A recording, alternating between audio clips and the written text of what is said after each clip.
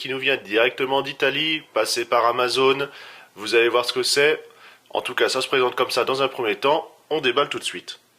Voici le set LE comment il se présente, avec un seul DVD Blu-ray en fait. Épisode 1, 2, 3 et 4, et puis point barre. C'est pour ça qu'il est moins cher. Tant mieux, puisque ce qui nous intéresse en fait, c'est ça, la figurine. La version SP041. Une fois l'encart enlevé, on se retrouve avec ceci.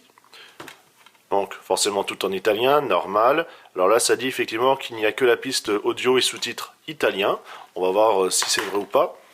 À l'intérieur, un DVD, sûrement le bonus, on verra bien ce qu'il y a. Un petit livret, le Blu-ray justement. Ici, bon, on a quelques croquis. Ici, comme ça, vous reprenez le fait de l'oiseau et l'arc-en-ciel, le thème principal de l'histoire.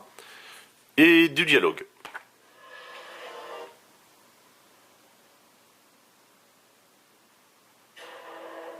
Alors ça y est, on est enfin sur le menu Black Rock Shooter. Alors dans les langues, qu'est-ce qu'on va avoir? Alors effectivement, italien, italien, italien, italien et italien. Bon voilà, ça c'est fait. On va faire lecture, voir ce que ça donne.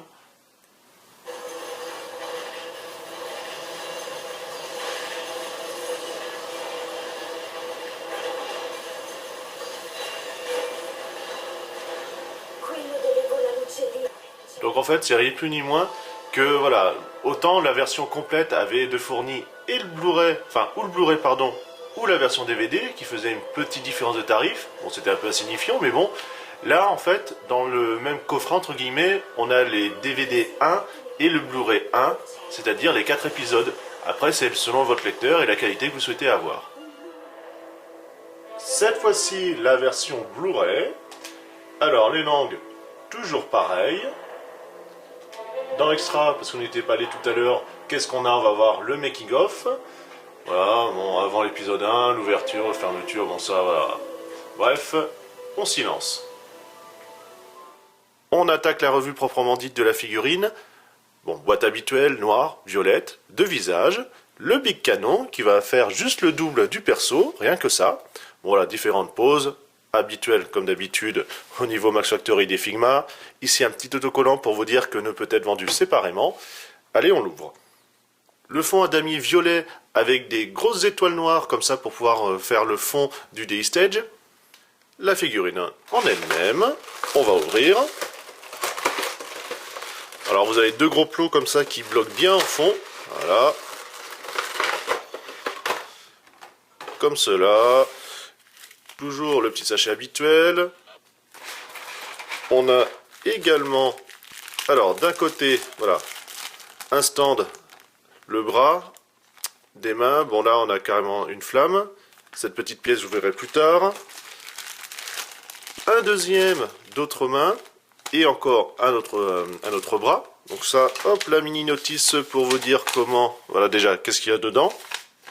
Et voilà, comment on assemble le canon. Ici, vous pouvez voir en fait, c'est cette pièce-là dans le flingue.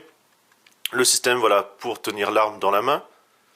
Ici, que derrière, on a une attache pour mettre la chaîne du canon, justement. Un des stands pour tenir l'arme, normale. Et comment fixer la flamme. Le petit canon. Alors, on note déjà, voilà, quelques marques par-ci par-là d'impact, traces de métal.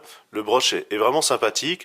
En fait, c'est le même brush qu'il y avait sur Golso, en fait, avec comme ça du doré. C'est pas mal.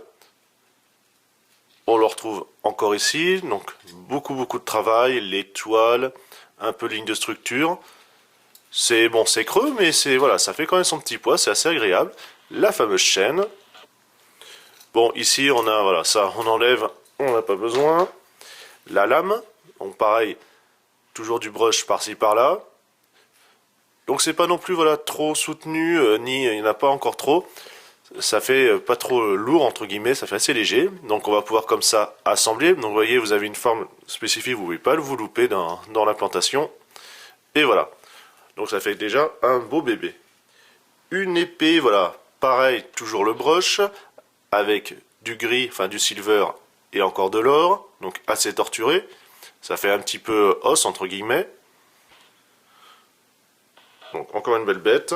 La figurine justement, on va continuer d'enlever voilà, tous les petits bouts qu'il y a par-ci par-là. Voilà, alors une fois enlevé toutes les petites parties plastiques pour bien protéger et pour pas que la peinture voilà, marque en fait le corps, on se retrouve avec la figurine, beaucoup de détails, lanière et autres, bien torturée, petite couette, grande couette, avec comme ça les dégradés noirs, violets, plus bel effet, bien sûr articulé, comme cela, donc toujours faire attention, la tête sur le bol joint habituel de la gamme, pareil ici, on va avoir le coude ici, la main qui est articulée, on va avoir le haut du torse, ici les reins, ensuite voilà la cuisse, une rotation également, donc voilà, elle est un peu plus articulée que les autres, tant mieux, remarque, hein, vu le prix, ici le genou et ensuite le pied.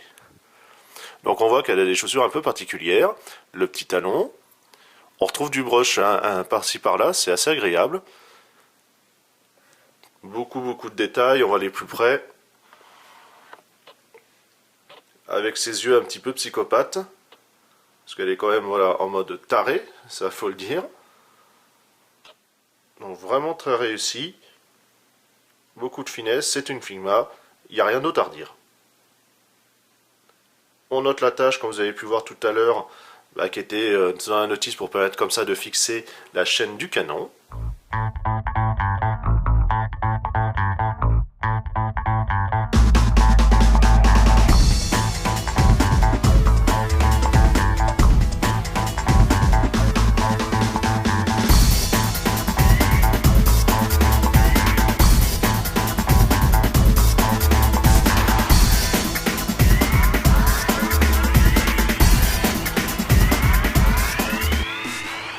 Le panorama des Blackrock sans les versions écolières, puisqu'elles n'ont pas grand intérêt, c'est assez basique hein, comme figurine, enfin en tout cas en termes de tenue.